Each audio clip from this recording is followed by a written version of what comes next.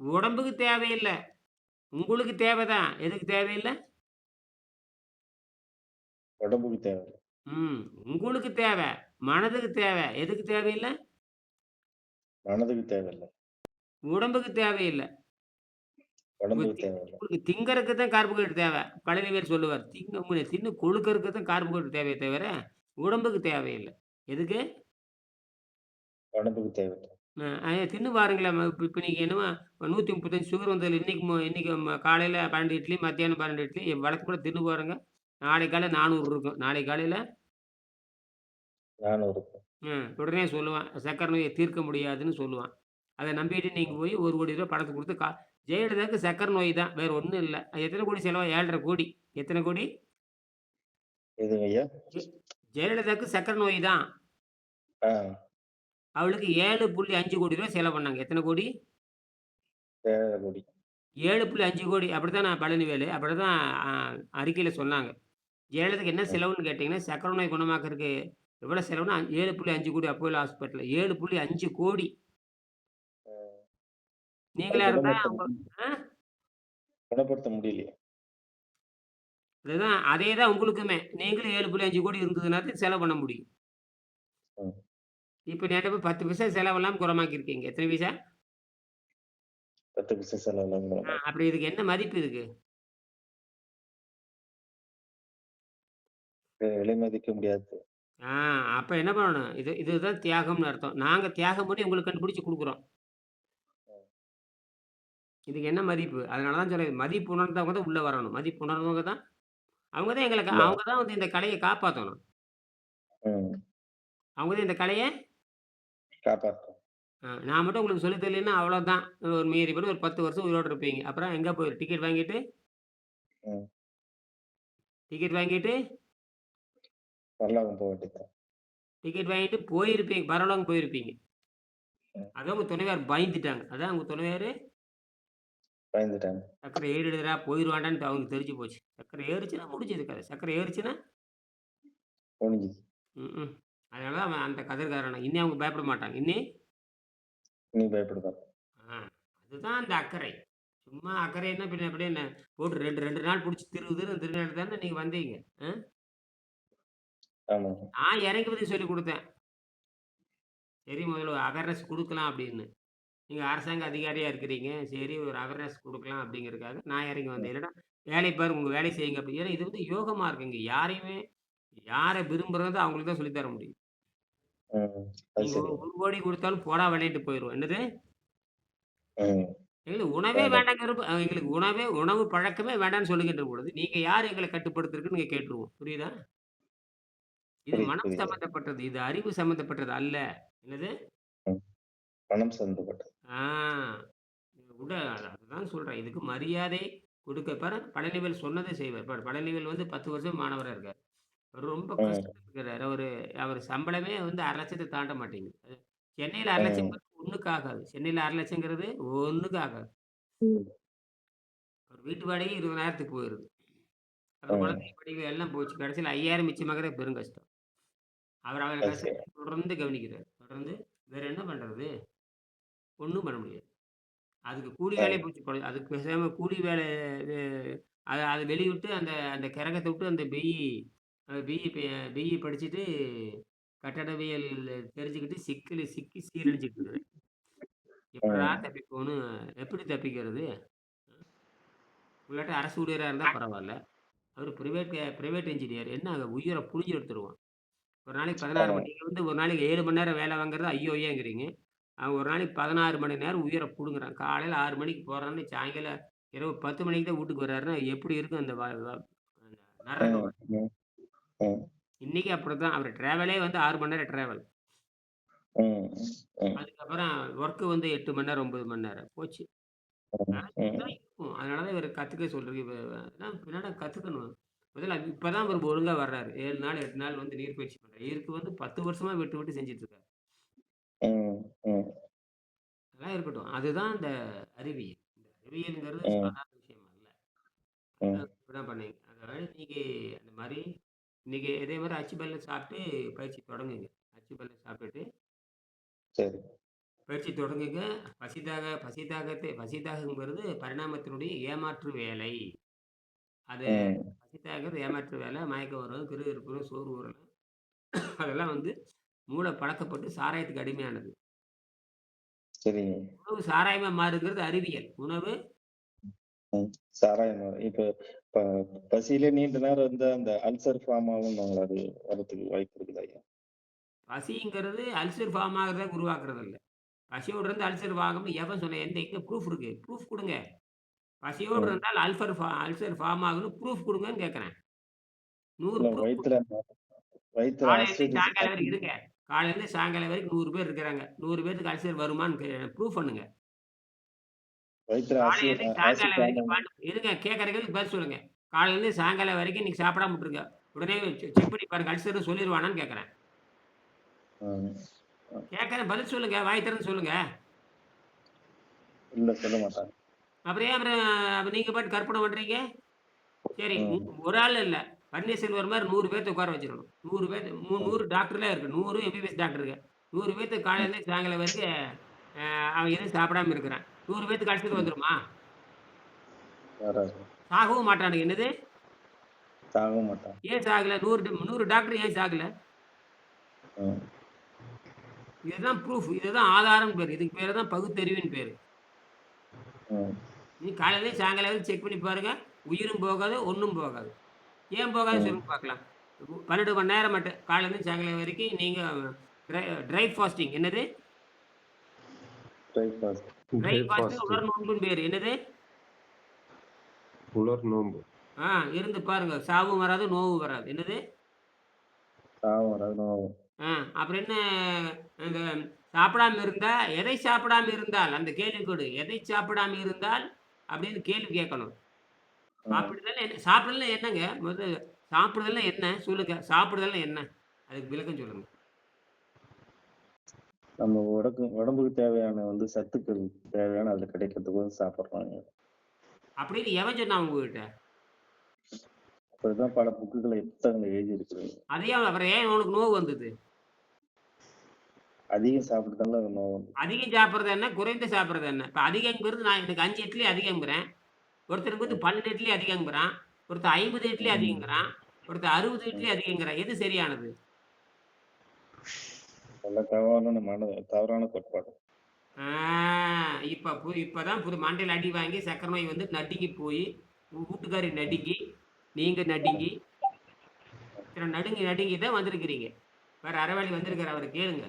எவன் சொன்னான்? இட்லி தானே நல்லது. ஒருத்தன் 3 இட்லி தான் நல்லது. ஒருத்தன் 7 இட்லி தான் நல்லது. எல்லாமே கெட்டது தான். ஏன்னா எல்லாமே ரத்தத்தை இத யோசிக்கணும். இது தின்னா ரத்தம் கெடுமா? கெடாதான்னு யோசிக்கணும். தின்னா ரத்தம் கெடுமா கெடாதா? ஏன் நீங்க பிஇ படிச்சிருக்கிறீங்க, இந்த அறிவு உங்களுக்கு வேலை செய்யுதான்னு கேட்குறீங்க.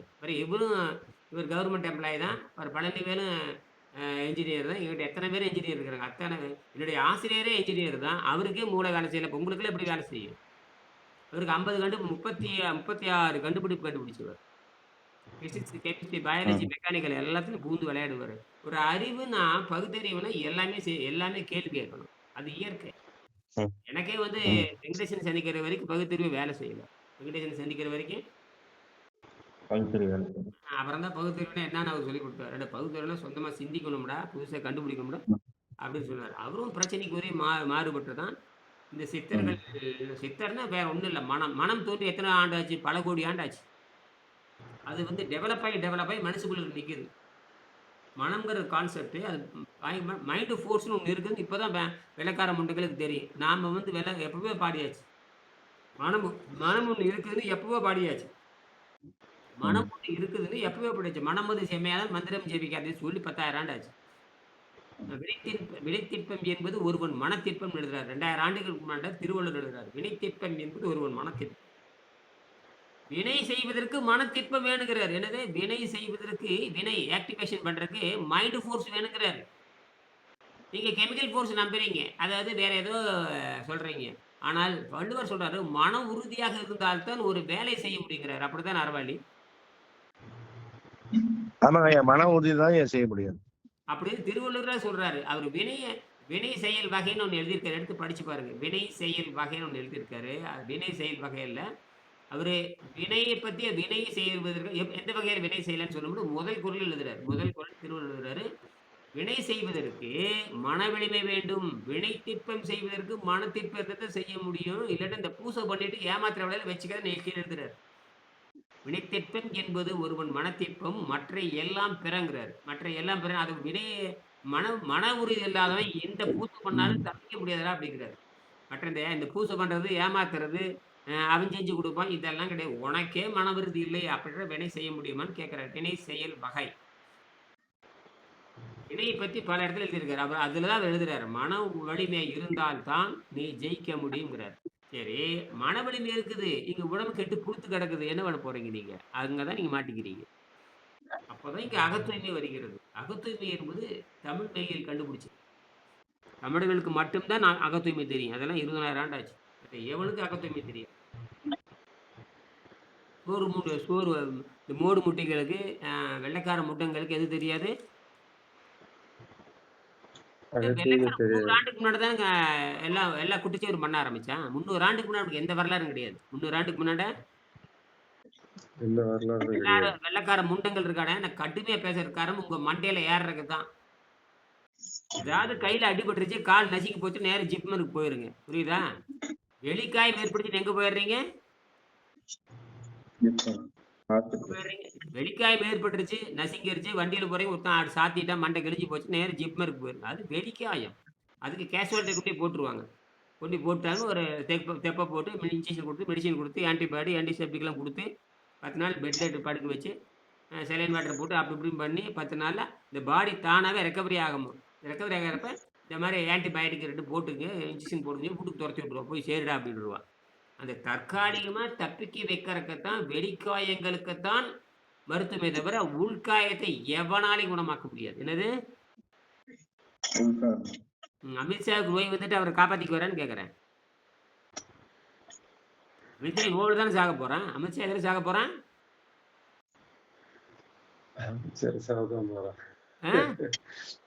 அமைச்சர் சாவதான் அப்படி இருக்குது கல்வி. வயித்த மக்களோட கல்வி பாருங்க வண்ணாந்தாலி மாரி வச்சிருக்கிறான். வயித்த பாருங்க. அவன் தலை பாருங்க முழுன்னு உருட்டி வச்ச வெண்ணெய் மாரி இருக்குது. எப்படி? கரெக்ட். தலை பார்த்தா சும்மா குண்டா அப்படியே வெயிட்டா பூரா சளி.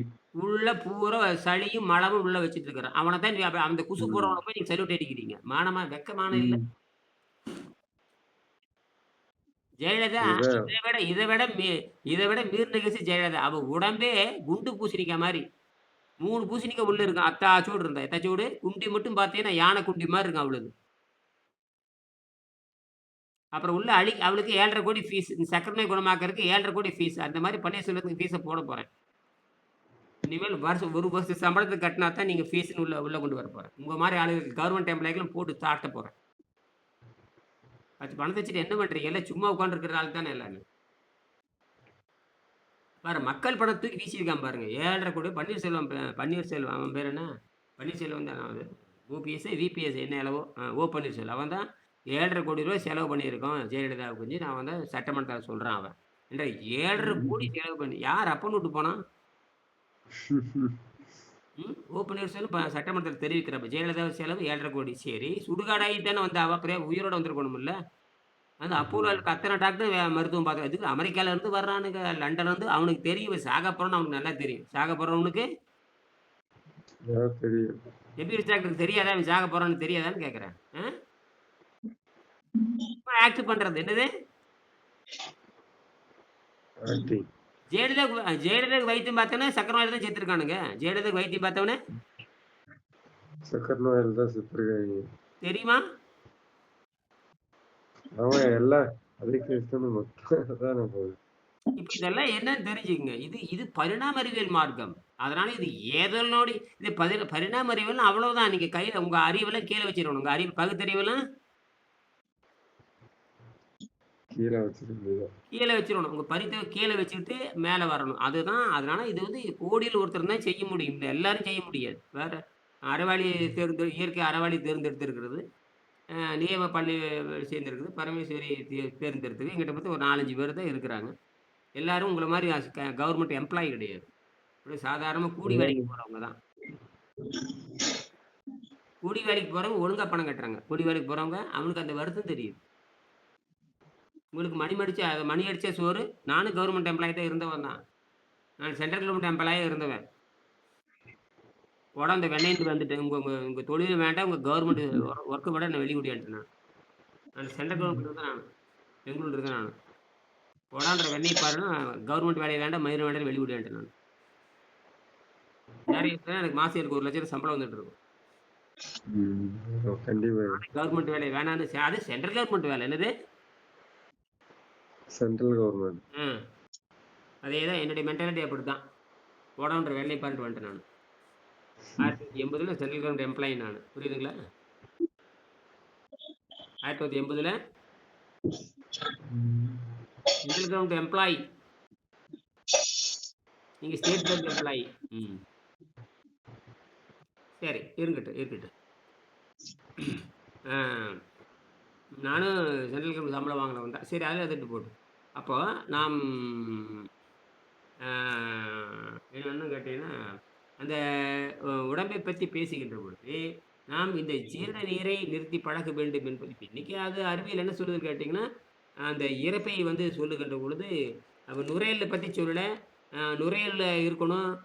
அது கை வைக்க முடியாது. அப்புறம் மூளைய கை வைக்க முடியாது. இதயத்த கை வைக்க முடியாது. அதாவது இதயத்த கை வச்சாலும் கழட்டி எடுத்து மாத்திரணும். இல்லன்னா ஆள் செத்து போயிருவான் அப்படின்னு தெரியும். இரைப்பை என்பது ஒரு அன்வான்டட் திங்ஸ்ங்கிறான். அது இல்லாதவனுக்கு கூட தப்பிக்க வைக்க முடியும் அப்படின்னு அவன் அறிவியல தெளிவா சொல்றான். அததான் நாம என்ன பண்றோம்னா, இரைப்பை என்பது இரைப்பையில இருக்கிற ஜீரண நீர். அதத்தான் விஞ்ஞானிகள் சொன்னாங்க. இரைப்பை தமிழ் விஞ்ஞானிகள் சொன்னாங்க. இரைப்பை நீர் சுரந்தால் தான் மரணம் நிச்சயம். அப்படின்னா, ஆற்றல் எங்க இருந்து வருகிறதுன்னா, ஆற்றல் வந்து நைட்ரஜன் வந்து ஃபாஸ்ட்டா உள்ள போய் ரீசார்ஜ் பண்ணுது உடம்புக்குள்ள. அது இரைப்பையில போகணும், மூக்குல போகணும், காதுல போகணும்னு கிடையாது. ரேடியேஷனுக்கு வந்து கணக்கே கிடையாது. உள்ள போய் செல்ல ரீசார்ஜ் பண்ணிரும். அந்த மாரி இது பண்ணுது. ஆனா ஆரம்பத்துல மூக்குல போகுதுன்னு சொன்னா புரியுங்கிறதுக்காக தான் சித்தர்கள் வந்து என்ன சொன்னாங்க, மூக்குல தான் போகுது, மேல போகுது. இதெல்லாம் கண்ணுக்கு தெரிகிறது. கண்ணுக்கு தெரியாத நியூட்ரினோ, கண்ணுக்கு தெரியாத நியூட்ரான் இதெல்லாம் வந்து உள்ள பூந்து போயிட்டே இருக்கும். ஈரப்பதமா இருந்தா நல்லா பாயும். ஈரப்பதம் இல்லைன்னா கொஞ்சம் குறைவா பாயும். இதெல்லாம் இயற்கையின் கல்வி. அப்படிதான் டாக்டர் அர்னால்ட் டெக்ரட் வந்து 150 வயசு 150 ஆண்டுகளுக்கு முன்னாடி சொல்றாரு. அவரு தான் இந்த ஃபாஸ்டிங் அப்படிங்கிற ஆராய்ச்சி பண்ணி உலகத்துக்கு அறிவிச்சாரு. இப்ப பாருங்க சோனம் வாங்ஸ் வந்து 30 நாள் அவரு அறிவாளி, சயின்டிஸ்ட், விஞ்ஞானி. லடாக்ல மிகப்பெரிய விஞ்ஞானி அவரு தான். அவரு ஏகப்பட்ட விருதுகள்லாம் வாங்கினவரு. உலக புகழ்பெற்ற விருதுலாம் வாங்கினாரு. இவருக்கு இந்த மோடி முடிகளுக்கு ஒண்ணும் தெரியாது. இவனுக்கு பூரா மூத்திரம் குடிக்கிற முண்டங்க. மூத்திரம் குடிக்கிற முண்டங்களுக்கு என்ன தெரியும் இவங்களுக்கு? பூரா ஆர்எஸ்எஸ் முண்டங்கள். இவனுக்கு பூரா உலகத்த எப்ப வந்து எந்த நாட்டுல மதம் வளருதோ அந்த நாடு நாசமா தெய்வ பக்தி என்பது வேறு. தெய்வ பக்தி, நெறி அது இறையியல் என்பது வேறு. இது இறைநிலை கிடையாது. இது வெறி. என்னது? இது வெறி. வெறி என்பது வேறு, இறைநெறி என்பது வேறு. மத வெறி என்பது வேறு. மதவெறி உயிர்களை சாய்க்கும். இறைநெறி உயிர்களை காப்பாத்தும். இறைநெறி வேற. தேவாரம், திருவாசகம் படிச்சீங்கன்னா பக்தி வந்துரும். அந்த இறைநெறி அன்பு வரும். தானாவே அன்பு வரும். இவனுங்க பேச்ச கேட்டீங்கன்னா கொலை தான் நடக்கும். என்னது? கொலை தானே பண்றானுங்க. இந்த மாரி தான் இருக்கும். அதனால அந்த டாக்டர் அர்னால்ட் ரெக்ரெட் என்ன சொல்கிறார் என்று சொன்னால், அந்த மனிதனுக்கு வந்து பட்டினியால் மனிதன் சாவதில்லை. பட்டினி கிடக்கும் பொழுது உணவு பாதையில் படுகின்ற விஷத்தை இறக்காமல் போனால், உணவு பாதையில படுகின்ற விஷயத்தை இறக்காமல் போனார் என்று சொன்னால், அந்த 3 விஷயத்த சொல்றாரு. என்ன சொல்றாரு? அ அ நீங்க இந்த 16வது பாடத்துல பார்த்தீங்கன்னா, continuity natural life on water அப்படின்னு இங்கிலீஷ்ல அதுல என்ன சொல்லியிருக்காருன்னு கேட்டீங்கன்னா, man does not die due to fasting. During fasting the poisons in the body. பிராக்கெட்ல old medicine, starch, fat etcetera get deposited on the alimentary canal. Alimentary கனால்னா உணவு பாதை. கெட் டெபாசிட்டட்னா அது மேல வந்து படியுது. அப்ப உணவு பாதைன்னு என்ன? 30 அடி. நீங்க என்ன பண்றீங்க? பெரிய அறிவாளி மாரி பல்ல மட்டும் விளக்கிட்டு, தொண்ட மட்டும் விளக்கிடுறீங்க. அந்த அந்த இருக்கிற அசுத்தத்த மட்டும் நாற்றம். அது பிணம் அது. அழிக்கப்பட்ட டீகம்போஸ்டு மெட்டீரியல். என்னது? பல்லு விளக்குறீங்களா? அது என்னது? டீகம்போஸ்டு? பதில் இல்லை. டீகம்போசர் மெட்டீரியல்ங்க பல்லுங்க. ஆ டீகம்போசிட் மெட்டீரியல் தான். டீகம்போசிட் மெட்டீரியல் அழுகி போன துர்நாற்றம். அதாவது அது மலம்னு அர்த்தம். டீகம்போசிட் மெட்டீரியல்னா மலம்னு அது திங்கிறதெல்லாம் வெளிய வருது. அதுல டீகம்போசிட் மெட்டீரியலா எப்படி அது? பன்னீர்செல்வம்? ஆமாங்க. சொல்லுங்கய்யா. இப்ப அ காலையில பல்லு விளக்குறீங்களா? அது எந்த டீகம்போசிட் மெட்டீரியலா? அது மெட்டீரியலா அது? Decompose material. ஆ உள்ள உள்ள மலம் உள்ள என்னங்கிறீங்க? மலம்ங்கிறது என்ன? வெடிக்க போறீங்களா? மலம் என்ன? Decompose material. அதுதான் வாயில படியுது. என்னது? வாயில படுது. எத தின் அ இப்ப திருப்பி கேள்வி கேட்டா ஐயோன்ட்டு ஓடிருவீங்க. என்னது? அப்படித்தானே பன்னீர்செல்வம்? அதான் நாக்குல படிக்குது. அப்ப அதுக்கு பேர் என்ன? தமிழ்ல சொன்னா அது பீயின்னு அர்த்தம். தமிழ்ல சொன்னா மலம். ம்ஹ்ம். வாய். அது எத்தன அடி இடத்துல படியுது? 33 அடியில படியுது. நீங்க எத்தன அடி வரைக்கும் சுத்தப்படுத்துறீங்க?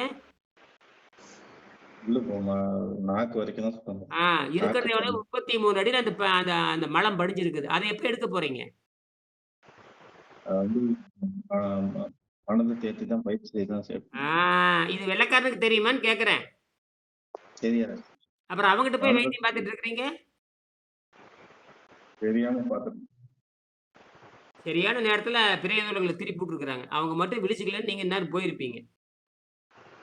ஆஸ்பத்திரியிலே படுத்துன்னு வச்சுக்கங்க. ஆஸ்பத்திரி போனோனே 2,00,000 கட்ட சொல்லுவான். கவர்மெண்ட் எம்ப்ளாயியா மொத்தத்தையும் புடுங்கிருவான். புடுங்கிட்டு அ ஜெயலலிதாவ பணத்த வாங்கிட்டு பணத்த குடுத்த மாரி தான். பணத்த வாங்கிட்டு பணத்த குடுத்த மாரி தான். பணத்த வாங்கிட்டு காலே அழுகி போச்சு. காலையில கழட்டி எடுத்து விட்டாங்க. அழுகி நாய் வ வ அது கேங்க்ரீன் லெக்கா மாறிரும். அவளுக்கு காலவே எடுத்தாச்சு அவளுக்கு. கேங்க்ரீன் லெக்னா என்ன தெரியுமா? அப்படியே புழுவா கொட்டும். ஒவ்வொரு விரலா கழண்டு கழண்டு கீழ விழுகும். அதான் கேங்க்ரீன் லெக்குன்னு பேரு. அதனால இது வந்து இது வந்து கட்டாயப்படுத்த முடியாது. இது நீ வந்து காய் சாப்பிடு, நீர் சாப்பிடு, வெல்லம் சாப்பிடு கட்டாயப்படுத்த பண்ணி பார்த்தா உனக்கு இன்னும் இம்ப்ரூவ்மெண்ட் தெரியும். பண்ணி பார்த்தா அது இம்ப்ரூவ்மெண்ட் தெரியும். ம். இம்ப்ரூவ்மெண்ட் பார்த்துட்டு வந்துட்டீங்க. அதனால அதனால சொல்லி முடிச்சுக்கிறேன் நேரமாச்சு. ஆக நீங்க 7:30 மணிக்கு வர தேவையில்ல. நீங்க வேலைய பார்க்கலாம். இருக்கிறவங்க வரலாம். ஏன்னா தூங்கி 2, 3 பேர் வருவாங்க. அவங்க நீங்க யாரும் வர தேவையில்ல. நீங்க பயிற்சி பண்ணுங்க நீங்க. பயிற்சி பண்ணி பாருங்க. அப்புறம் அந்த விஷத்தை எடுக்காமல் அதனால தான் என்ன பண்றோம், தினம் படிக்கிற விஷயத்தை தினம் எடுக்கிற மாரி வெல்லம் சாப்பிட்டு இறக்கி விடுறது, பொரியல சாப்பிட்டு இறக்கி விடுறது, அப்புறம் வந்து அ எது உலர்பழக்கண்டு, பேரிச்சம்பழம், வேர்க்கடல சாப்பிட்டு இறக்கி விடுறது. அப்ப அதுக்கப்புறம் இடைவெளியில வந்து நீரை மருந்தா அருந்துறது. இத வந்து சௌகரியம் போல நீட்டிக்கிறது கொஞ்சம் இப்படி பண்ண என்னான்னு கேட்டீங்கன்னா, உள்ளே இருக்கிற அனைத்து மண்டலங்களும் இருக்கிற அனைத்து நமக்கு வந்து கிட்டத்தட்ட 12 மண்டலங்கள் இருக்கிறது. தோல் மண்டலம் தொடங்கி ஒவ்வொரு மண்டலமா போனீங்கன்னா 12 மண்டலங்கள் வரும். அவன் வெள்ளைக்காரன் 11ங்கிறான். நம்ம 12ங்கிறோம். அது இருக்கிறது பூரா மெல்ல கரைச்சு ரத்தத்தில கலக்கி விடும். இந்த ரத்தத்தில கலக்கி விட்டு, ரத்தத்தில கலக்கிறப்போ மயக்கம், கிறுகிறுப்பு, சோர்வு வரும். அப்புறம் வந்து விஷம் வரும், புண்ணு வரும், வாயில புண்ணு வரும். எல்லாம் வரும். வாயில புண்ணு, கால்ல புண்ணு, மூக்குல புண்ணு, காய்ச்சல் எல்லாம் வரும். அப்பல்லாம் பேசாம ஓய்வு எடுத்துட்டு, நீர மருந்தா அருந்தி, அதுக்கு உதவி செய்யணும். அந்த விஷத்தை மீண்டு விஷத்த போடக்கூடாது. இது என்ன பண்றீங்க? கையில புண்ணு வந்துருச்சுன்னா மருந்த போட்டுக்கிறது. வாயில புண்ணு வந்துருச்சுன்னா மருந்த போட்டுக்கிறது. வேர்வை வந்துச்சுன்னா அதுக்கு ஒரு மருந்த போடுறது. எல்லாம் உடம்பு தங்கிட்டு இருக்கிற விஷத்தை வெளியேற்றுகிறது. இது பரிணாமத்தினுடைய எச்சம் இது. பரிணாமமே தெரியாதவங்ககிட்ட போய் நம்ம மாட்டிட்டு முழிக்கிறோம். அதான் உண்மை. அப்ப அந்த vitality does not depend directly and primarily upon ஃபுட்ங்கிறாரு. ஆரோக்கியம் என்பது நேரடியாகவும், மறைமுகமாகவும் உண்ணும் ஆகாரத்தை பொறுத்ததல்ல. அப்படி என்றால் இந்த இயந்திரம் எப்படி இயங்குகிறது? அந்த இயந்திரமானது எந்த அளவுக்கு சளியாலும், எந்த அளவுக்கு நச்சுத்தன்மையாலும் நிரப்பப்பட்டு, அதன் செயல்திறன் எந்த அளவுக்கு தடைபடாமல் இருக்கிறது என்பதை பொறுத்தது. அப்ப நச்சுத்தன்மையாலும், சரியாலும் எந்த அளவுக்கு நிரப்பப்பட்டு, அதன் செயல்திறன் தடுக்கப்பட்டிருக்கின்றது பொருள். அதனால தான் உங்களுடைய கணையம் வேலை செய்ய மாட்டேங்குது. உங்க கல்லீரல் வேலை செய்யல. குறிப்பா கணையம் வேலை செய்யல. இப்ப கணையம் வேலை செய்யாதனால தான் உங்களுக்கு சர்க்கரை ஏறிட்டே போகுது. என்னது? சர்க்கரை ஏறிட்டே போகுது. ம். சர்க்கரை ஏறி என்ன தெரியுமா ஆகும்? டீகம்போஸ் ஆயி, அ எ ஸ்டாண்டர்டா என்ன ஆகும்? நீங்க திங்கிறது பூரா இனிப்பு. அது எந்த இனிப்பா மாறிடும்? ஆசிட் இனிப்பா மாறிரும். அதாவது எப்படி தெரியுமா? குளுட்டன் ஆசிட் ஸ்வீட்டா மாறிரும். அது எப்படின்னா, முருகிப் போன கடுமையான புளிப்பும், இனிப்பும் சேர்ந்த ஒரு கடுமையான பசையா மாறிரும். அப்ப கடுமையான அரிப்பு. அப்புறம் கடுமையான அரிப்புங்கிற அந்த இனிப்பா மாறுகின்ற பொழுது, உங்க சதை என்ன ஆகும்? சதை என்ன தின்னுடும். ஆகும்? ஆசிட் உள்ள தின்னுடும். சேர்ந்துச்சுன்னா சதை என்ன ஆகும்? சதை தின்னுடும். அதுதான் நீங்க. ம்ஹ்ம். உடம்ப இளைச்சுன்னு சொன்னீங்களே பெரிய ஆணழகன் கிடையாது. அது உங்கள காப்பாத்துறதுக்காக என்ன பண்ணியிருக்குது அது? சதைய கரைச்சிருக்குது. நீங்க என்ன நினைக்கிறீங்க உடம்பு இளைக்குன்னு சொல்லிட்டு பெரிய ஆணழகர் நீங்க. பெரிய வெயிட் லிஃப்ட்ல சாம்பியன் நீங்க. உடனே கற்பனை பண்ணிக்கிறது. ஐயோ! உடல் எடை குறையுது. உடல் எடை குறைஞ்சா இது திட்டமிட்டு இப்ப இது வந்து திட்டமிட்டு கரைக்கிறது. அந்த அழுகி போனது மட்டும் தான் வெளியேறும். என்னது? இது திட்டமிடல்னு பேரு. இது பிளானடுன்னு பேரு. இது வந்து எப்படி தெரியுமா? செய்முறை கல்வின்னு பேரு. இதுதான் இந்த செய்முறை கல்வி தான் இந்தியாவுல இருந்து ஒழிக்கப்பட்டு 2000 கிட்டத்தட்ட 400 ஆண்டு ஆச்சு. இந்த செய்முறைகளை ஒழித்தவனே யாரு நீங்க படிக்கிற சிலபஸ் அண்ட் எக்ஸாமினேஷன் தயாரிச்சு குடுத்தான் பாருங்க. அந்த பரதேசி தான் இந்த வேலைய பண்ணாரு. இது எங்கள புரிஞ்சுக்கிறது வெங்கடேசன் புரிஞ்சுக்கிறதுக்கே பல ஆண்டுகள் ஆச்சு. அவரு தான் வந்து டிஸ்டிங்ஷன் மார்க் எடுத்தவரு பிஇல. எடுத்து ஜெயிச்சாரு. ஜெயிச்சுட்டு அப்பவே உள்ள போனாரு. லஞ்சம் குடுக்குறாங்கன்னு தெரிஞ்சோனயே, அப்பவே இந்த ஸ்டேட் கவர்மெண்ட் வேலையே வேண்டான்னு சொல்லி நான் எப்படி சென்ட்ரல் கவர்மெண்ட் வேலை வேண்டான்னு வந்துட்டேன் நானு. 1980 நானு. போடான்ற வேண்டான்ட்டு வந்துட்டேன் நானு. அதே மாரி அவரு என்ன பண்ணிட்டாரு, ஸ்டேட் கவர்மெண்ட் வேலையே வேணாம்னு சொல்லிட்டு கல்ஃப் நாடு போனாரு, சம்பாரிச்சாரு. ஆக, அவரு தான் உடம்பு கெட்டு அழுகி போய் கடைசியில 95 கிலோவுக்கு போயிட்டாரு. போய் கடைசியில இது இது இது சாயமே இது 15 வயசு, 16 வயசுலயே ஜீனியஸ் எல்லாம் 13 வயசுலயே சிந்திப்பாங்க அதெல்லாம். அதுதான் அப்படி. அப்படி சிந்திக்கும் பொழுது தான் அவரு யாரோ ஒருத்தர் ஜீனியஸா இருப்பார். எல்லாரும் அறிவாளியா இருந்தா என்ன ஆகுறது? அவரு சிந்திச்சாரு. அப்பவும் அந்த விடை அவருக்கு கிடைக்கல. அப்போ வந்து ராஜயோகத்த தான் அவர் படிக்கிறாரு. ராஜயோகம் வந்து 100 வருஷம் ஆச்சு, 150 வருஷம் விவேகானந்தர் தான் வந்து சமஸ்கிருதத்தில் இருக்கிறத வந்து ஆங்கிலத்தில மொழிபெயர்த்தாரு. அந்த ஆங்கிலத்தில மொழிபெயர்க்கப்பட்ட ராஜயோகத்தை ராமகிருஷ்ணா மடம் ராமகிருஷ்ணா மடம் ராமகிருஷ்ணா மடம். அது சென்னையில இருக்கிற ராமகிருஷ்ணா மடம். அந்த ராஜயோகத்தை தமிழர்கள் தெரிந்து கொள்ள வேண்டும் என்பது தமிழ்ல மொழிபெயர்த்தாங்க. அந்த தமிழ் மொழிபெயர்ப்பு தான் வெங்கடேசனுக்கு கிடைச்சது. அத படிச்சு தான் அவருக்கு கிளர்ச்சி அடைஞ்சாரு. ஓ! என்னமோ விஷயம் இருக்குடா அப்படின்னு. ஏன்னா அத்தனையும் பரிணாம அறிவியல் அது. பசி தாகத்தை கட்டுப்படுத்துங்கிறது சாதாரண விஷயம். அதனால ஈஸியா பசி தாகத்தை கட்டுப்படுத்துறது சாதாரண விஷயம்னு சொல்லிட்டு தான் ரொம்ப எளிமை இறைவனை பார்ப்பது ரொம்ப எளிமைன்னு சொல்லிட்டு போய் உட்காந்துட்டானுங்க. இறைவனை பார்ப்பது ஆற்றலை பார்ப்பது ஆற்றலை. இறைவனை பார்க்கணும் ஆற்றலை உணர்வதுன்னு அர்த்தம். இறைவனை பார்க்கணும் சிவன் வந்து கூத்தாடிட்டு இருப்பாரான்னு கேட்கிறேன். இறைவனா சிவன் நினைச்சிட்டு இருக்கிறான் அவன். என்னது? கையில கவட்டம் வச்சிருப்பாரு. சங்கு வச்சிருப்பாரு. உடுப்பி வச்சிருப்பாரு. கையில திரிசூல வச்சுட்டு ஆடிட்டு டான்ஸ் ஆடிட்டு இருப்பாரு. சினிமா பார்க்குற மாரி அப்படின்னு நினைச்சிட்டு இருப்பீங்க. அப்படித்தானே எல்லாரும்? அப்படித்தானே பழனிவேல்?